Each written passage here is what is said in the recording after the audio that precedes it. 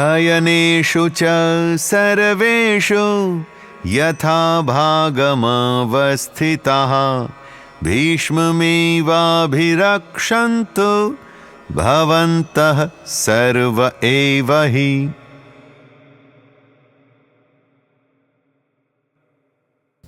अपनी सेना के अति विशिष्ट योद्धा का नाम लेने के बाद दुर्योधन अब यहां बाकी सभी को प्रोत्साहित कर रहा है। वो कहता है कि आप सभी जो योद्धा हैं, सेना में अपने निश्चित किए स्थान पर रहकर पितामह भीष्म का रक्षण करें।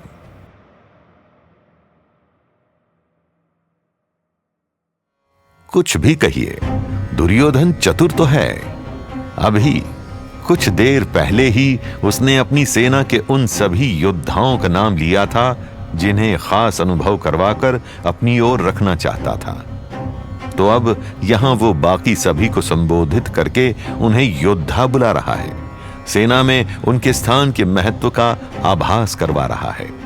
पितामह भीष्म महानतम योद्धा हैं, कौरवों की सेना के सेनापति हैं, परंतु उससे भी कहीं बड़ी बात, उन्हें इच्छा मृत्यु का वरदान प्राप्त है। उनकी इच्छा के बिना वे मरेंगे नहीं। ऐसे में पितामह भीष्म का किसी भी सेना के साथ होना उस सेना को अजेय बना सकता है, और ऐसे योद्धा की रक्षा करना जीत की संभावना बढ़ाता है और बड़े गर्व का काम भी है। वो कह रहा है कि आप सभी योद्धा हैं और इस युद्ध में आप सबका स्थान अति महत्वपूर्ण है।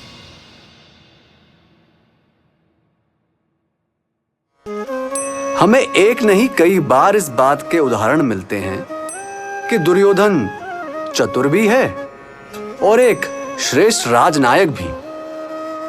वो खूब जानता है किसे कब महत्वपूर्ण आभास करवाना है, किसकी दुखती रग पर हाथ रखना है, कि कैसे सभी को प्रेरित करना है कि बस आप जुटे रहेंगे तो जीत हमारी ही होगी। मन में जो भी शंका हो, भारी शब्द चुन चुन के रखता है। एक अत्यधिक प्रभावी वक्ता तो वो है, परंतु उसका उद्देश्य दूषित है और अधर्म से लिप्त है उसका मन। और यही हार और मृत्यु की तरफ ले जाएगा, न केवल उसे किंतु उसका साथ देने वाले हर व्यक्ति को। हम जो इत्र की शीशी खरीदते हैं वो बड़ी लुभावनी होती है ना? इत्र की भारी सुगंध भी मदहक होती है, किंतु अगर अंदर रखा इत्र आपने ग्रहण कर लिया, उसे पी गए, तो विष का काम करता है। और वहीं दूसरी ओर एक मिट्टी का घड़ा देखने में बेढोल सा हो, अंदर रखा पानी उसमें कोई सुगंध ना हो, किंतु वो जीवनदायक है। अंदर क्या है वो अधिक महत्वपूर्ण है। बिना जाने केवल बाहरी रूप से आकर्षित होना इत्र पी जाने की तरह ही हानिकारक हो सकता है। हम भी तो किसी व्यक्ति की बाहरी चमक से, उनकी बोलचाल देखकर, उनकी ऊंची बातों को सुनकर प्रेरित हो जाते हैं, उनके जैसा बनने की इच्छा रखते हैं, उनके साथ भी हो लेते हैं। परंतु अगर उनका चरित्र दूषित है, उनका उद्देश्य स्वच्छ है, तो उनका साथ देना हानिकारक है।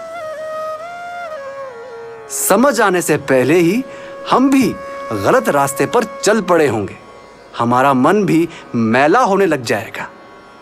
सावधान रहिए। अब आप कहेंगे कि किसी के मन की बात कैसे भांपी जाए भला?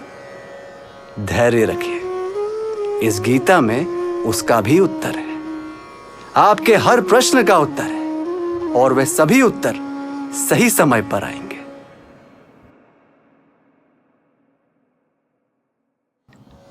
पहले के एक भाग में हमने यह जाना था कि कैसे धृतराष्ट्र की राजसी लालसा ने उसके पुत्र शकुनी के षड्यंत्रों ने उसके भांजे दुर्योधन को गलत रास्ते की तरफ अग्रसर कर दिया।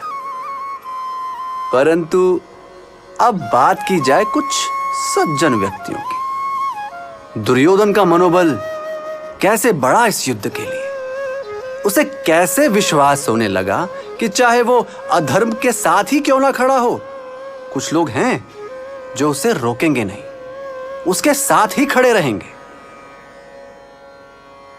पितामह भीष्म और गुरु द्रोण वह तो सज्जन हैं, परंतु जब भरी सभा में द्रौपदी का चीरहरण हो रहा था, ये दोनों चुप थे। अनकही ही सही, इनकी भागीदारी भी तो बन जाती है दुर्योधन के प्रोत्साहन में। सज्जन होने का मतलब चुप रहना नहीं। घर के बड़ों का दायित्व है कि शिष्टाचार का कभी भी उल्लंघन हो तो उसे वहीं रोका जाए, और अगर ऐसा नहीं किया गया तो अशिष्ट व्यवहार ही छोटों की आदत बन जाएगा।